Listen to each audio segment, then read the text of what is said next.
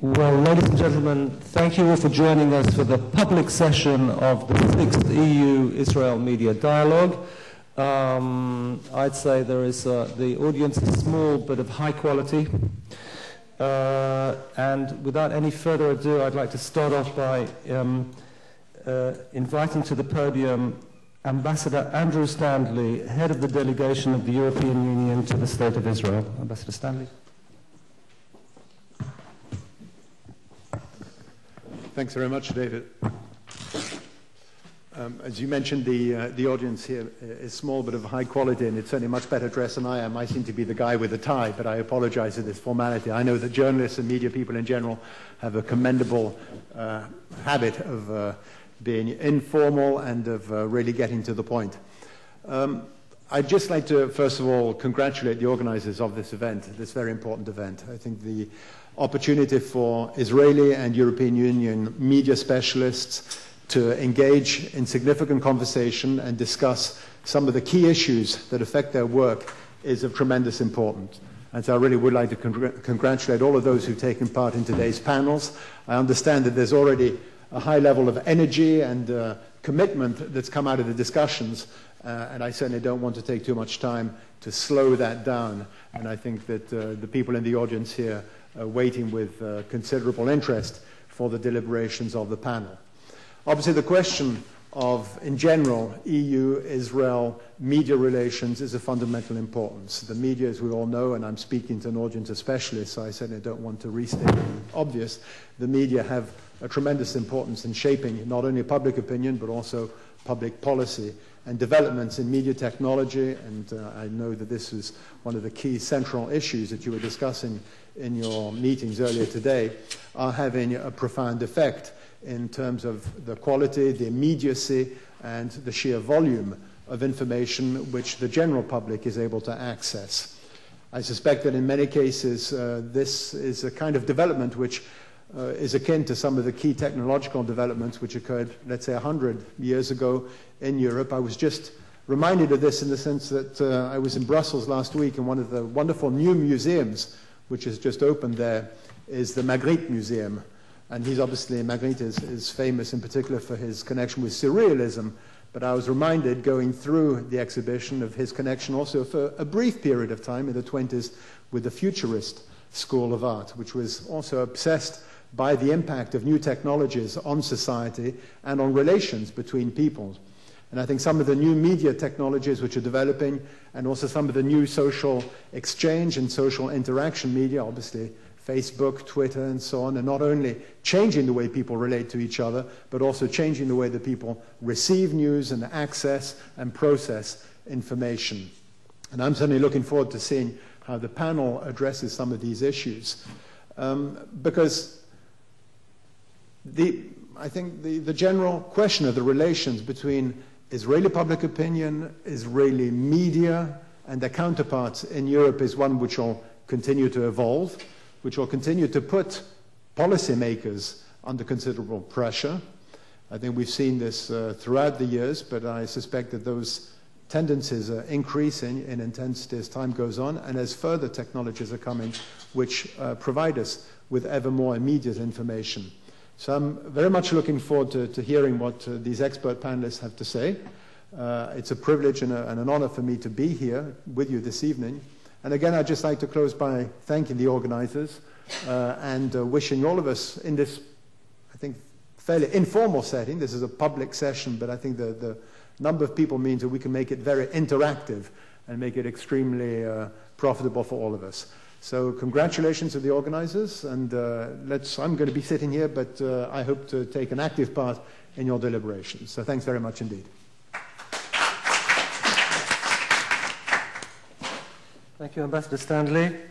I'd now like to call on Dr. Nurit Gutman, the head of the Chaim Herzog Institute for Media, Politics and Society, and chair of the Department of Communications at Tel Aviv University, to say a few words. Thank you very much. I just wanted to add that in addition to the audience we have here, we have a virtual audience because we are videotaping, as you see.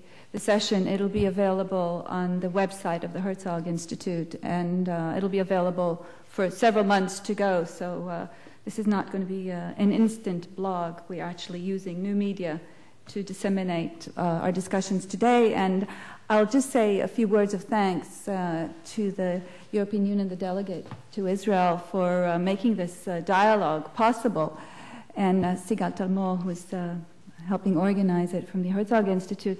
And the impression that I was getting today was not only were we having a dialogue between European journalists and Israeli, but it was a very unique dialogue between Israeli journalists.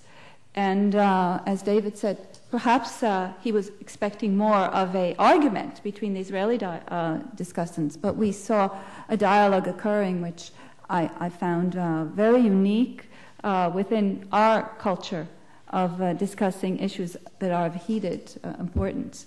So I hope we will continue to see this as well in this panel. And maybe I'll just quote one or two things that were said in the morning.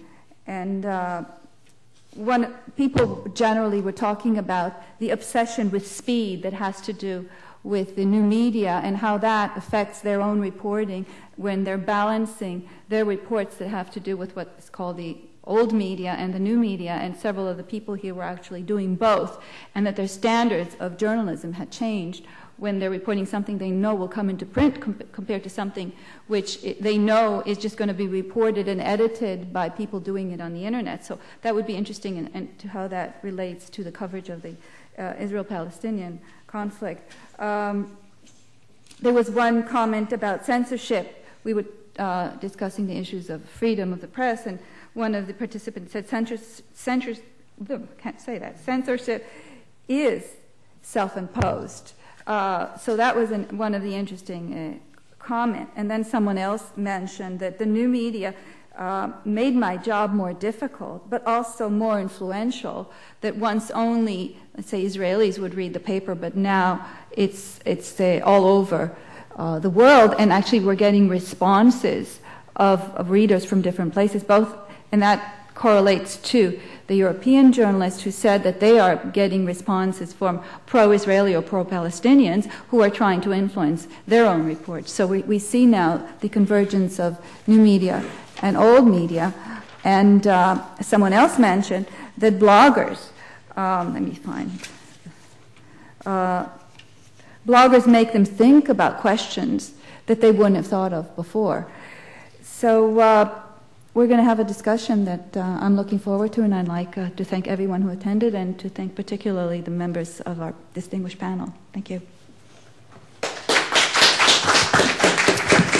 Thank you very much. I think soon we'll get into a free discussion as I'm reviewing what happened just before this open session.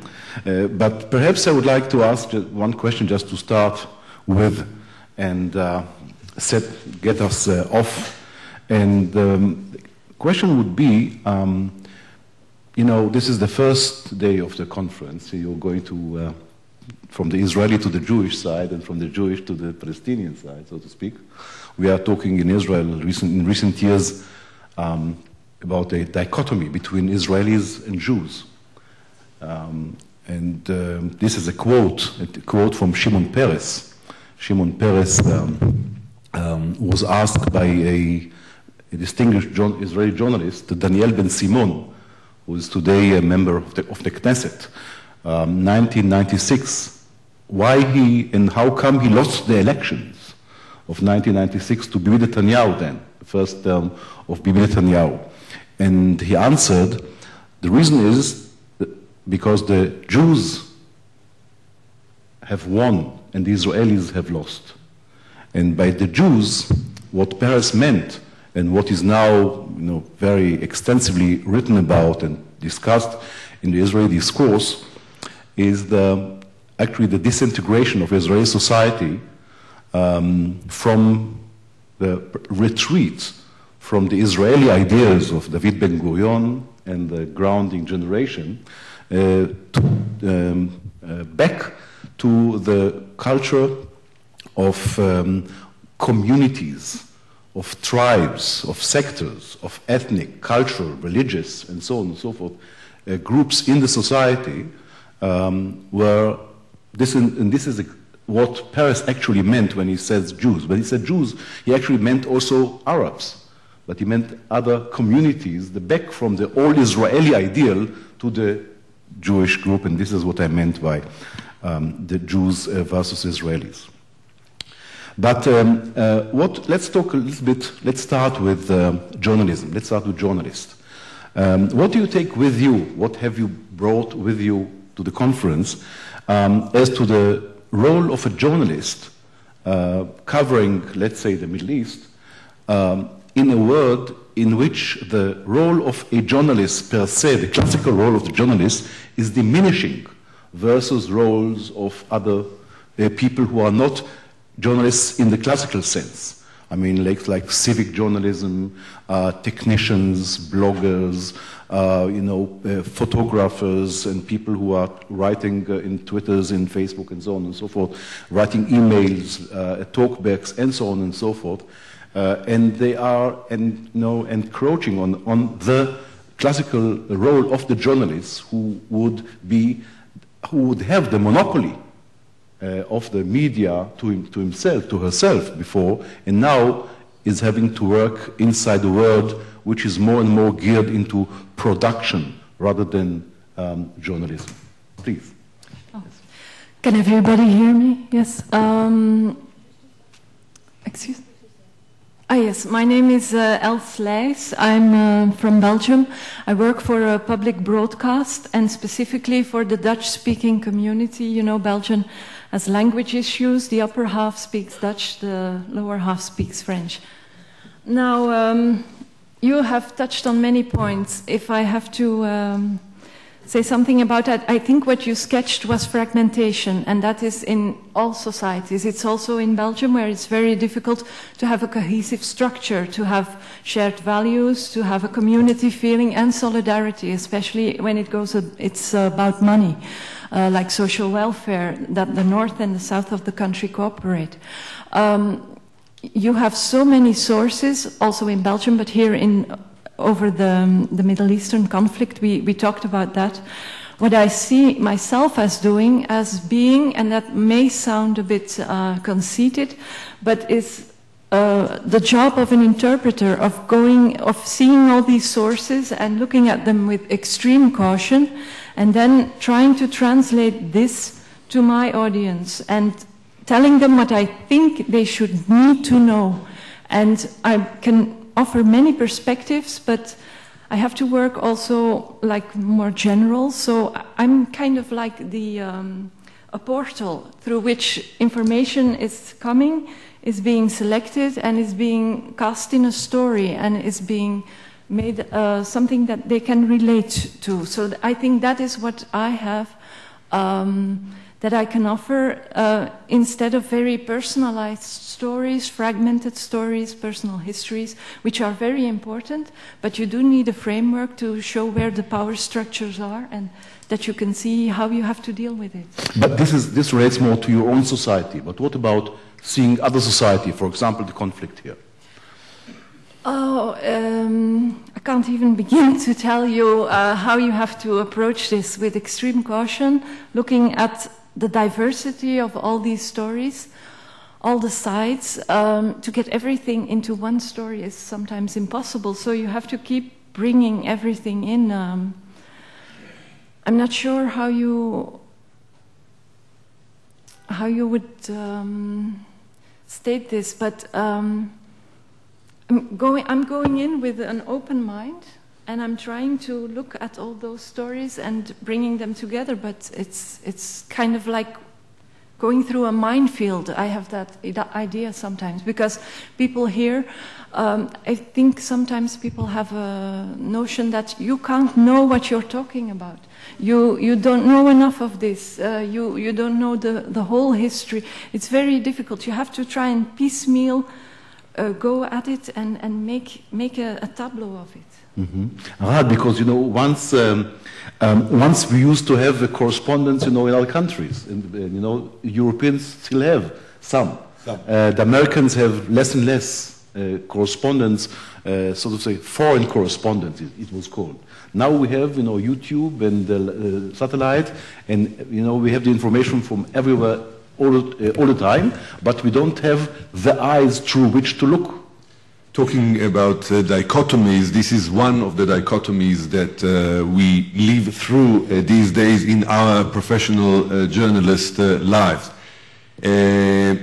When I was in the IDF radio about 30 years ago, actually up until even 15 years ago, to make an international phone call, we needed authority from two different managers. And we wrote the counter of the talk, what was the number when we started and what was the number when we ended. Today, now, I can use this and call wherever, whoever I want. So on one side, this technology made the world much smaller. We can have sources all over the world. We can build personal relationship with people without even knowing them. We can send them pictures. We can get the instant pictures. We can get information from them. On the other hand, this has a very crucial drawback, because this enables our bosses, the people who have the budget, to keep us next to them and not let us go over and see with our own eyes. So we lack the eyewitness element of our profession, which is very regrettable. It is an extreme drawback, and this is why when someone is going overseas, our bosses make a very big fuss out of it, lots of promotion, lots of discussion, because we did go over there for you, our consumers. We made the effort. This exceptional effort, in my own eyes, should be on a daily basis, but I started with a dichotomy, and this is where I'll end. But how do you feel, standing up for all these, when you make the comparison between your role as a foreign editor, I do not have to present Arad to the Israeli audience, but to our guests, the foreign affairs editor of Channel 2, the main channel, main television channel of Israel. So first commercial TV channel. That's right. So, but how do you feel, as in comparison to all these other networks who have so many correspondents all over the world, whereas you are standing in for them and, interpreting the world in Neve Ilan? Unfortunately, David, I do not see many reporters overseas. What I see is the narrowcast news channels that have all their own reporters, which I use as a source, the same as I use all these new media sources. I think that my role as a foreign editor has was actually augmented in recent years because of this flow of information, because there's so much information coming in, because the average TV viewer can get so much information. He needs someone to filter it for him, to put it in perspective, to give context to this kind of information. This is why let's say my role as a foreign editor should stay in the studio here, but I need my own people overseas, people that I trust, people that look at the news, at things that are happening, at the events in the standards that I want. And this I lack, and this my colleagues lack. These are American colleagues, as you mentioned, have less and less, and even European networks do cut the budget on that. Fortunately for them, unfortunately for some other people, this part of the world where we are sitting in now has the biggest percentage of foreign journalists, foreign envoyees that come here to report and cover and bring their own eyewitness news, but this is because of the location, because of the story, not because of the essence of the profession. Rosa, you would like to make a comparison from your own point of view, print versus television, Europe versus Israel? Yes. Well, my name is Rosa Meneses. I'm foreign desk reporter from El Mundo, which is one of the leading Spanish newspaper. And well, now in our newspaper we have the challenge of integrate our newsroom and our website. So we are making a big effort of being the one-man orchestra. Like we are supposed to work on the paper, and we are supposed to work for the website also.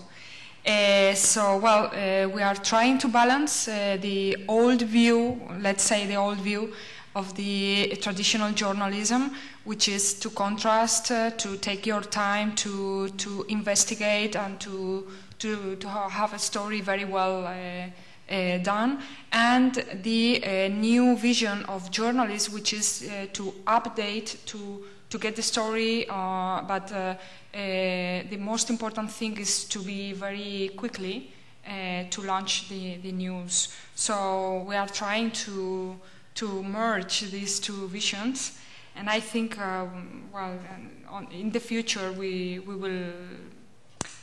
The evolution of this, it will be to have a quality internet newspaper also.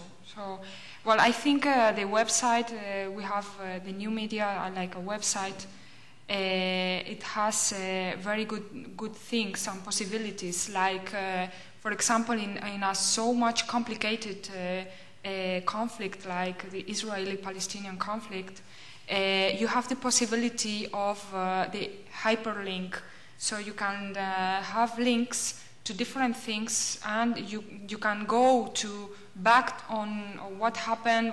For example, if you are mentioning what happened in the previous year or whatever, and you can put the links, and you can go on, and also you don't have the limit of a space that we have on the paper, so you can go on in-depth reports, which is very good. We, for example, on the conflict, we have a special report which covers the history, the politics. You have the peace agreements. You have a lot of documents that you can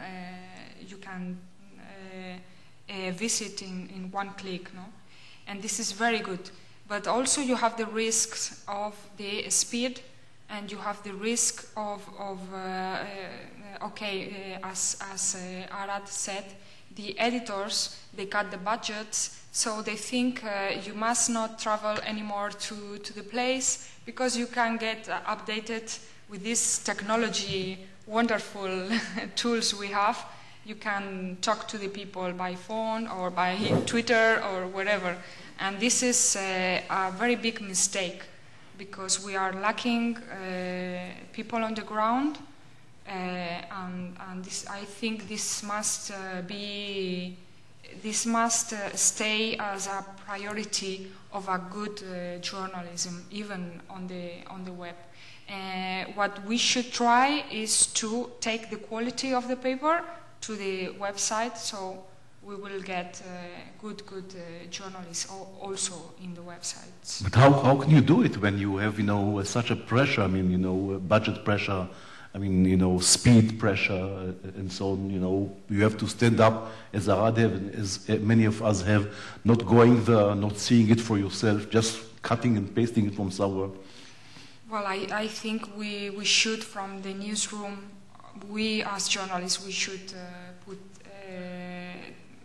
good pressure on our own media to let them know that it's not the same to copy and paste than to be there, and that we can offer more quality stories and coverage on such a particular conflict if we are there. And I think even the audience must be more demanding, must be more active to have a more quality journalism, because sometimes also the audience is responsible of the lack of quality of the media, because they don't ask for very elaborated stories. So we must educate people also to have the responsibility of being informed. Well, I'll just ask Mariusz Zawadzki now to tell us a little bit about it. You know, you represent for us here in Israel someone who continues a great tradition of journalism that we are very related to. You know, some of our Jewish greatest Jewish journalists wrote in Polish newspapers, in the 19th century already. So tell us how you are doing it in Warsaw. How do you continue the great journalistic tradition in face of all this kind of new media? You know, I think the journalism, the aim isn't changed much.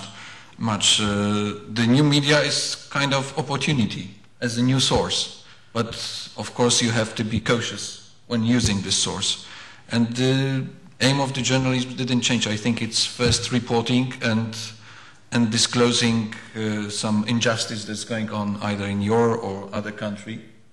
So while you stay in Israel, you are very critical of authorities of Israel and try to find something wrong with them. And when you are in, for example, Gaza Strip, you are very critical of the Hamas movement, and you prove that it's criminal organization, something like that. I think it didn't change since the 19th century, and it won't change. And new media is an opportunity, but also a threat. And Rosa explained it. I think what she said about editors, that they have the false alternative, that they can do it cheaper. It's even greater threat than the threat that is mentioned usually, that the stories published in internet, you cannot be sure that they are factual or not. Yes, but in the past, I'll give you an example from Israel. In the past, our main newspapers, I'm not talking about radio and television, I'm talking about newspapers. The newspapers used to be ideological. They belonged mostly to political parties. They represented, news, doctrines, ideologies, platforms, social platforms, and so on and so forth. Now, all of our newspapers are private. Some of them are sold for money or subscribers, but some of them are even free. And, someone from America or from somewhere can buy a newspaper and just, use it, in order to campaign for a certain person or another, for a certain economic cause or another. What can journalists do about these things? Actually, I don't have to tackle such a problem. Although my newspaper in the beginning was also the newspaper representing the anti-communist movement, Solidarność. But later it became independent, and when we are talking about Middle East, my newspaper has no interests, no parties to support here, so from the beginning we can be impartial. Can one be impartial? If you don't have interest, I mean material interest or political interest, you can at least, it's easier to be impartial. Emotional interest, maybe? Yes, that's why I think too emotional people shouldn't be journalists. Really?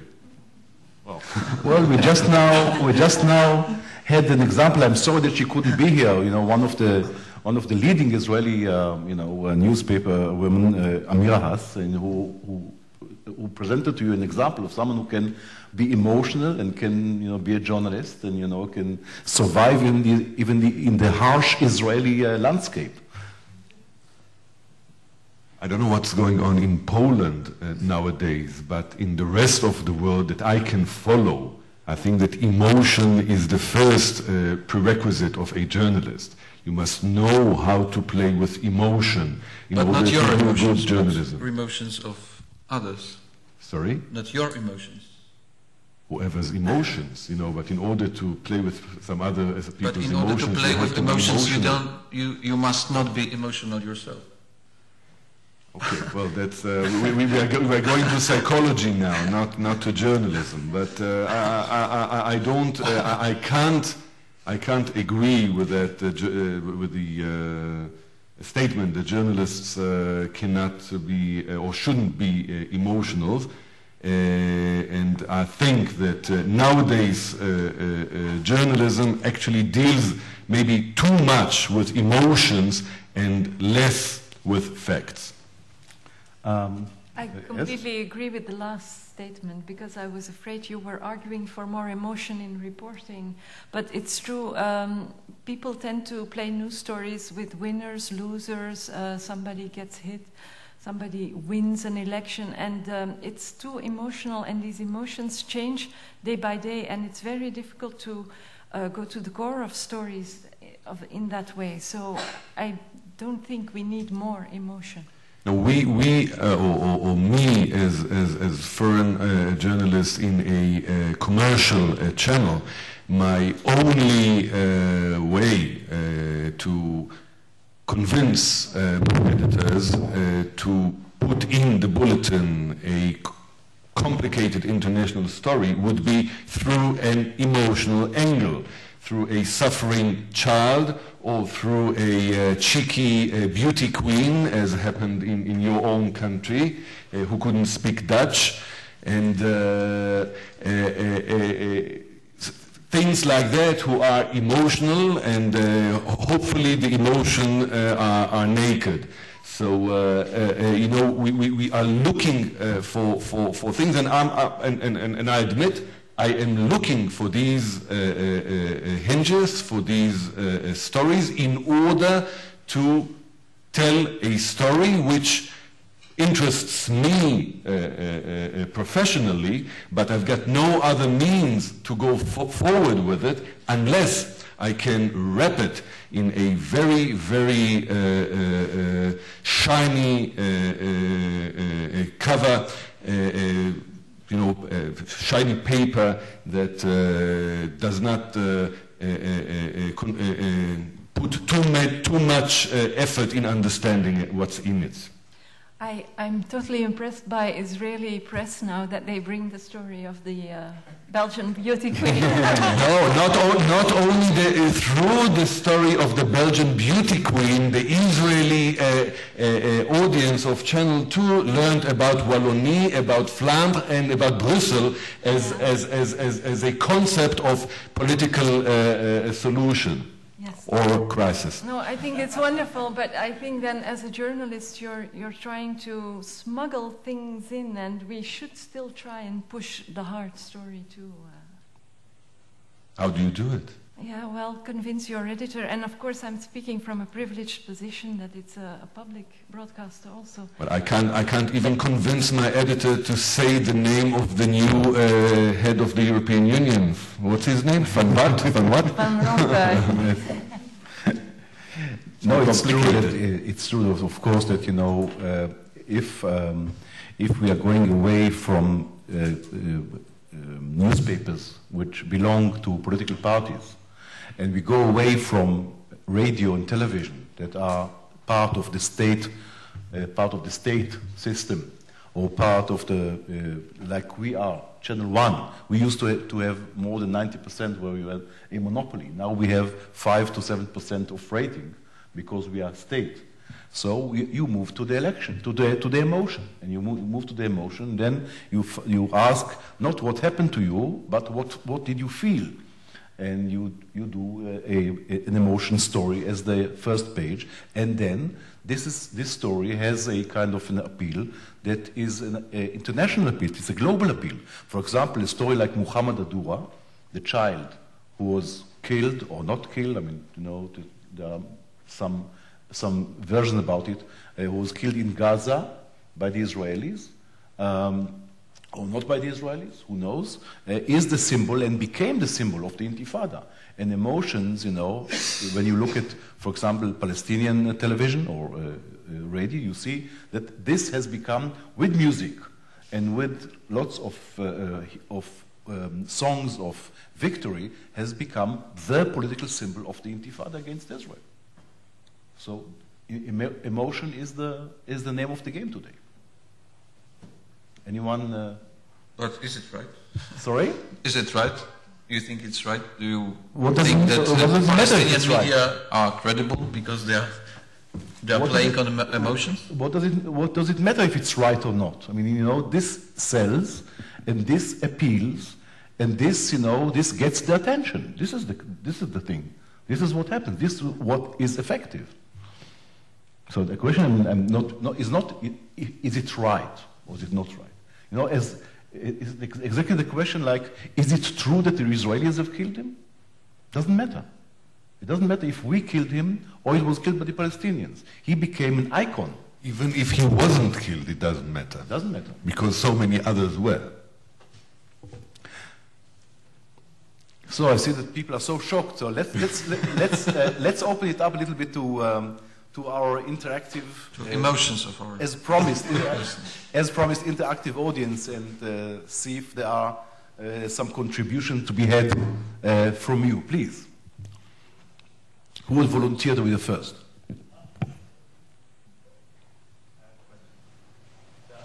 Please. Do you really go through the comments that you get on the web on your reports? I don't know, I think 95% of them are just argumentative, side point, and so forth. Do you really go through them? Rosa? I don't understand very well the question. Do you go to... When you report on the web, you have comments from readers. Yes, we have. Do you really read them? Because most of them are Yes. side to point, argumentative. What do you mean by argumentative? By Just critical of you, not to the point. yeah, but That's what I see on most of the comments, that they're not to the point. you read my newspaper? No, I mean, in general. In general, okay. Well, I think one of the good possibilities that the websites offer is that you can have, is that the information is not unilateral anymore, that you can have a feedback. And I think this is very good. But on the other hand, okay, if the feedback is a constructive debate, this will enrich the information and the readers very well. But if the feedback is not a constructive argument or critic or whatever, this will impoverish the information very much. And that's how I feel sometimes, that the comments are very, very instructive, but sometimes it's a very, I don't know how to say, but a very, I don't know, mad comments, Oh, yeah. to be honest. For example, One of the drawbacks of the new media, of the web-based media, is that it is time-consuming. Now, it is time-consuming to consume in order to get your daily dose of information. If you want to get it through the web, you have to be skilled and you need the time to do it. Now, coming back to your question, it depends on my time. If I have time, I'd go over these, what we call in Hebrew, talkbacks, and I'll convince myself that those whom I agree with don't know what they are talking about, and they're beyond the point, and they're personalizing, and they've got no importance whatsoever. Those who are complimentary, I like to read them, believe me. But when I don't have the time to do it, I just don't do it, because it is time-consuming. Mariusz?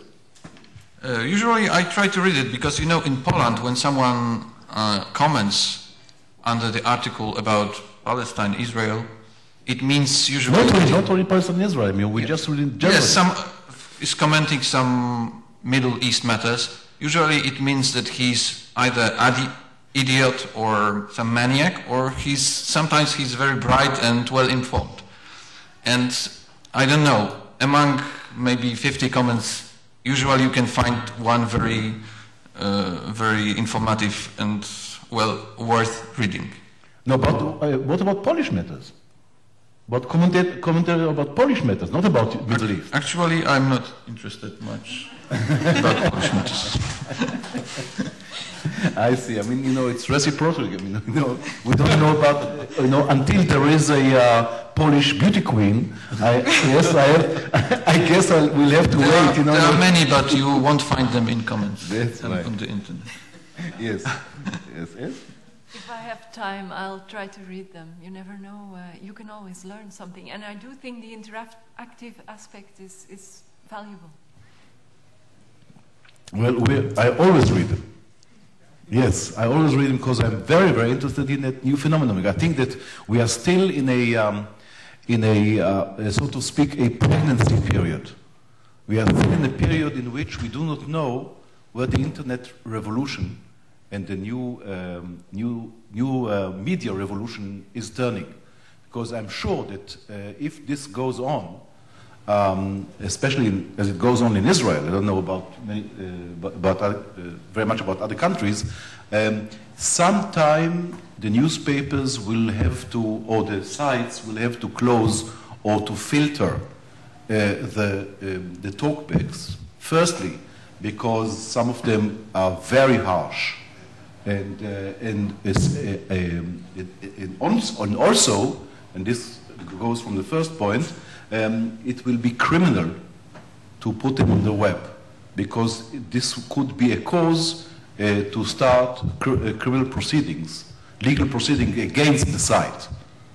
And second, and also thirdly, because some commercial enterprises are using this kind of vehicle in order to get their interest through. Many companies employ people to write talkbacks about articles pertaining to other firms and other companies. So this is turning into an ugly field, and I think sometime in the future, things will have to be limited. So, but up to now, it's open, it's free, and it's very interesting and it's very lively. So I read it. I mean, I confess. Some other questions, please. Hi, I'm Andrew. I'm doing the conflict resolution master's program here at Tel Aviv University. So I spend a lot of my time reading about conflict and emotional aspects of conflict, and I think you're very right that emotion plays heavily into, I think, everything we do in conflict, but also the media. It made me think about something they do in the UK in London. The Royal Society run these debates called the Intelligence Squared debates, whereby they have public debates, and the invite frames two aspects of a problem or an event or some opinion or something, but very clearly, this is the question, this is the for, and this is against, and it doesn't really weigh one side greater than the other, but it seems to capture that sort of emotional, it creates an emotional response when one reads it, but it's not biased in one side.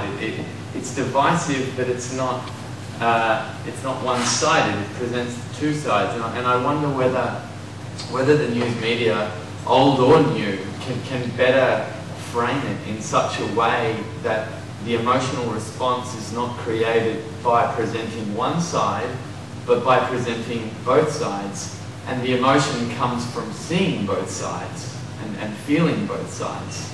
And I guess I think of like the title of today's session, whether we would have had a better turnout if it was framed in such a way that was, does the EU media misrepresent Israel? Those speaking for are these people, those speaking against are these people, whether there would have been a better turnout. I feel it might have been. I don't know how this event was promoted, so I do apologise. But I know when it's presented in a debate, it captures the emotion in a divisive but constructive way. And I wonder whether the news media can make that sort of, that jump to being a constructive emotional method rather than a destructive, emotional division. Well, anyone takes the challenge? Take the challenge? I'm not sure if that makes sense. No? Well, it makes sense, constructive emotional reporting, but not in news media. Maybe in university rooms it makes sense, because in order to have constructive emotion reporting, you have to bring lots of background and lots of knowledge about what you are reporting about. And unfortunately, nowadays, media does not bring lots of information, but it's there to entertain you. You know, it's not information; it's infotainment. The news is there to entertain rather than to give you the fact. And it's an effort. I talked about time-consuming earlier. It is time-consuming again. And in the hectic media life that we work today, it's impossible. And whatever comes on the web it becomes clear truth. I can give you an example. A couple of weeks ago, an Israeli, not well, but rather reputed internet site wrote that the tomb of Jesus was found in Nazareth. So a very reputable radio journalist, radio anchor, have made a follow-up on it. And he started with an interview with the mayor of Nazareth, about what good will that archaeological findings will make to the tourism in Nazareth. And Mr. Geraisi just kept on talking about it as if it was a clear fact. And then this radio anchor brought up the archaeologist who allegedly found this wonderful finding, and he started to talk about it. And then she said, but we did not find Jesus' house. You know, it's a house in Jesus' period, etc., etc. So again, now we go to the fact. So, you know, don't disturb me with the fact. You know, it hurts the story. You know, it can ruin a good story. So, you know, to ask for a constructive, emotional story, it's a bit far-fetched as far as I think. Unfortunate that that's the case. No, but also for, I mean... You don't have to agree with me, though. No, as far as emotions are concerned, I mean, you presented it also as a third of two opinions, one for, one against, one's against the other.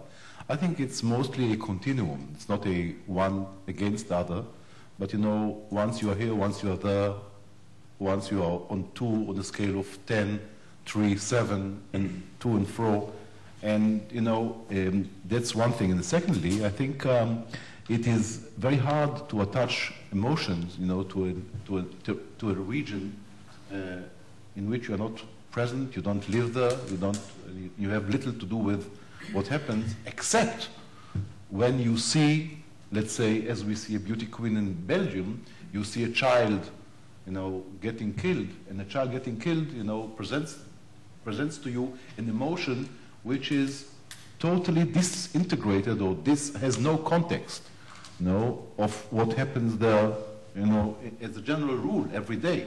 I mean, a child is a child. It's more, you know, like a zoological species than a news story. So, you know, the pity that we feel when we see a child getting killed anywhere in the world is the same. It has nothing to do with the Middle East. And this is the, you know, this is the trouble with the emotional stories.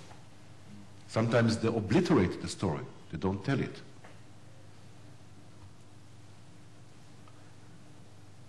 Please. Yes, I have a question for the privately owned media.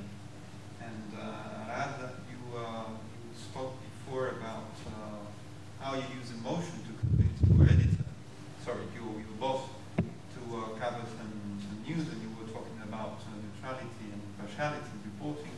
So my question is, given the fact that sometimes you have conflicted interests of the enterprises that own, the firms that own the several outlets, how would you resist pressure coming from above, from the owners, to report in a way that is coherent with the interests at a given time? And I'm talking, for example, to referring to something that is happening here in Israel, in the written press. And David, you mentioned that, no? The controversy regarding one free newspaper and how others have reacted, and you had the impression that they were leveling criticism at the government just because of the underlying controversy of the owners of the different media. I can say loud and clear that I am lucky enough to work in an organization where the pressure that you are talking about does not reach me. Now, having said that, there are certain frameworks in which we work. Let's say, for example, one of the prominent owners of Channel 2 in general is the owner of Coca-Cola. And at a time there has been a problem with the Coca-Cola bottles in Israel. We have been reporting on it without any kind of pressure, as far as I know, and not as far as I know as a foreign journalist, because it didn't reach my desk. But I know, and I checked for a fact, that there has not been any kind of pressure how to cover the Coca-Cola crisis on Channel 2. We are all human beings, though, so maybe the big boss the big boss of the news department had any reservations. I don't know about it, and the people around did not feel it. From my own personal experience, I can tell you that during the war in Lebanon, I was one of the most critical commentators on the screen. I had my own 2-hour daily slot during that war. After the war, it was published that my bosses received dozens of complaints about my way of putting the facts to the audience. I knew nothing about it from my bosses. I read it in the paper, and then I went to talk about it. So nothing came to me. On the other hand, during the war in Gaza, I was commentating, but I did not get a slot. But the bosses have changed. So I don't know if it has anything to do with it or not, but these are the facts. I think that at least the outlet that I'm working with is pluralistic. It does not need to be directed from the top, because most of the people know what is expected from them without being directed literally. I just want to add one sentence to what Arad said, but it is true to his time, but it's true to our time as well. It takes a lot of courage, journalistic courage, in Israel to be in favor of the government. To be in favor? A lot of courage, believe me. Someone else? In case of my newspaper, I think that it's not a problem that someone may try to impact the content. I mean, some companies or something. We are owned by those who established the newspaper. There's other pressure, very sublime, on journalists, that they try to follow the thoughts of the editors, main editors. Some of them may feel that pressure, but happily enough, I hope it's not the problem, and most of them are independent enough to think independently. Someone else? Some more questions? Please. I was just thinking what Andrew just said about framing the debate in terms of two opposing points of view and trying to get the emotional content out of the mere act of debating different points of view. And obviously I think in the traditional media, the traditional newspapers, and I think this still continues to the present day, you get the glorious tradition of having journalists presenting different, especially commentators and analysts, presenting different perspectives on a given issue. But that implies still at some point that there should be somebody who is defining or framing the terms of the debate in some way or another, I mean, whether loosely or very tightly, but there is a conscious decision to say that this is one point of view and I want somebody to comment from that perspective, and here's another, according now, also like another point of view to be presented to reflect that. Because I think in the new media, where so much of the content, and increasing in the future, I think it will become more and more so, the content is being self-generated by the members of the global public, but without really thinking from necessarily which point of view they're deliberately representing. So it becomes much more amorphous. It becomes much more difficult to have a highly structured debate where you know that this comment is coming from that particular perspective, and that one from that, and there's an intellectual focus which is being cast on the discussion. And I wonder just what the panel thinks about how, as time goes on, and I suspect that the tremendous explosion that we've witnessed in the last few years because of the new technologies and the fact that people have got into the habit of posting on Twitter, I mean, the whole tendency for people just to let go spontaneously their views on a particular subject, what that will lead to. Arad, you mentioned the fact that it takes, that there's an issue of the time that it takes to troll, not even to troll, just to read an article on the internet. And Rosa, you made the comment about hyperlinks. Hyperlinks are wonderful because they mean you can have a short story. But if you're a maniac on the internet reading a story, you start clicking in all the hyperlinks, you go deeper and deeper. At the end of the day, you suddenly find you spend 3 hours reading, and I find it, this happens to me. Where is this leading us to? I mean, what will happen when the combination of the continued explosion of information that people are contributing, putting on the internet, and the fact that it's so easy to take the reader to ever deeper levels, not of understanding, but of mere information presentation, compared to the days when you open a newspaper and you knew you had X thousand words to read, and after you read those X thousand words, or the TV news where you have 5 minutes of news or 10 minutes of news, when those 10 minutes are over, that's it. Now we have this, in a way, frightening prospect of never knowing when to stop. And that's what I'm beginning to find. Where's this going to take us? When you need to use the toilet. You said, I'll wait 5 minutes more because there's another hyperlink. You can take your head help. Yeah. Maybe that the neurologists are the ones who want to. Anyone? I'm only speculating, but I think it can go a lot of ways. It depends on your needs. If you are a maniac, as you said, you can go deeper and deeper. If you're confronted with something like information overload, and the more you read, you don't get much more wiser, and you need somebody or something to make it more structural. I think those needs will be there, and that will depend on what kind of person you are, how you take the news, how you digest it, and I think all those layers should be there, and you can use them à la carte.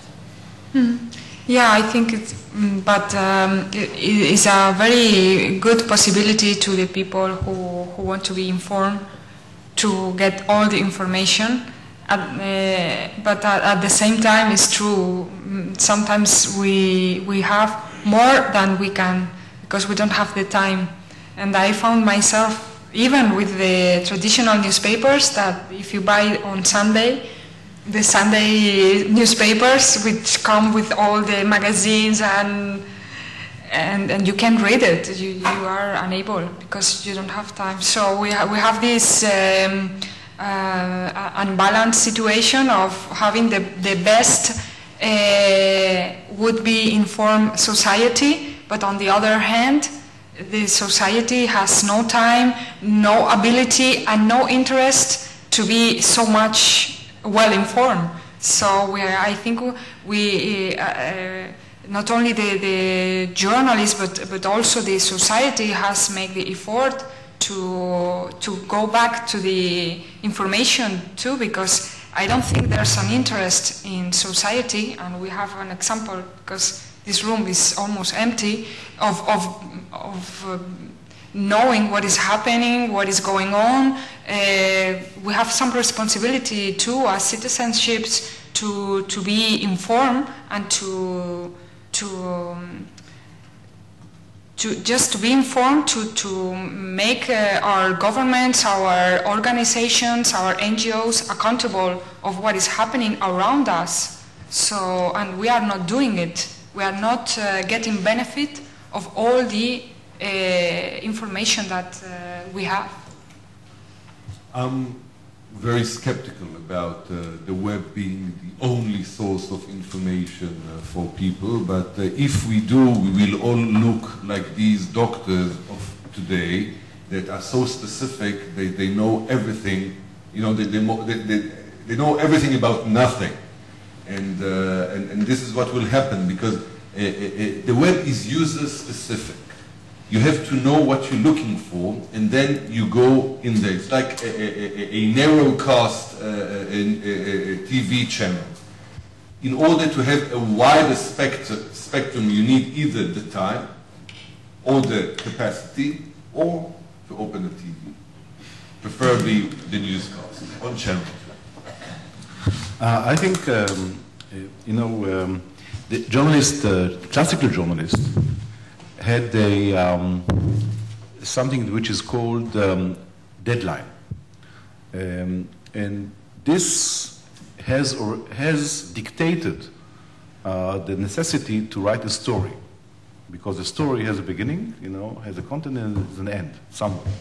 You know, I think that Mozart never wrote, I think, one work we do not know about the deadline, but all the 600 and something works that he did had a deadline and had someone who was ordering them. Now, if you are using the internet, you don't read stories, you make your own story. And this story has no deadline and has no ending because of the hyperlinks and everything. And if it has no ending, it is no story. And if it is no story, it doesn't fulfill any use. I mean, you can, because as Arad said, you can have more and more information, but more and more information doesn't end up to a story. And at the end, whatever, you know, the media we use, we want to hear stories. We want to read stories, we want to hear stories, we want to see stories. And we journalists are telling stories. And this internet, you know, is, as I said, I think it's still in a temporary stage because it doesn't yet tell us a story. You know, it is, you know, in a way evolving. And I think we are sitting here in a time when we cannot yet fathom, you know, where we are going. So this is my conclusion. Anyone else? If not, yes, last one. For anyone in the panel, do you think that the conflict, any conflict from 50 years ago or 100 years ago would have ended different if there were modern media at the time?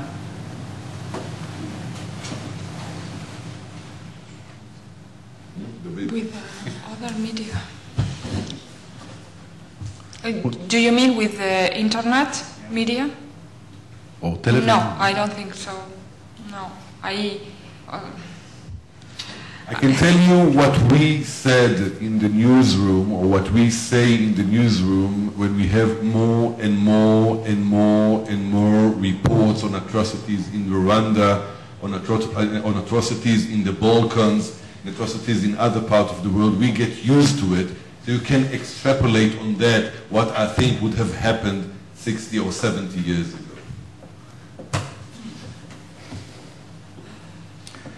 So, Thank you very much for taking part. Thank you very much for attending. And I declare this session closed. Thank you. Thank you.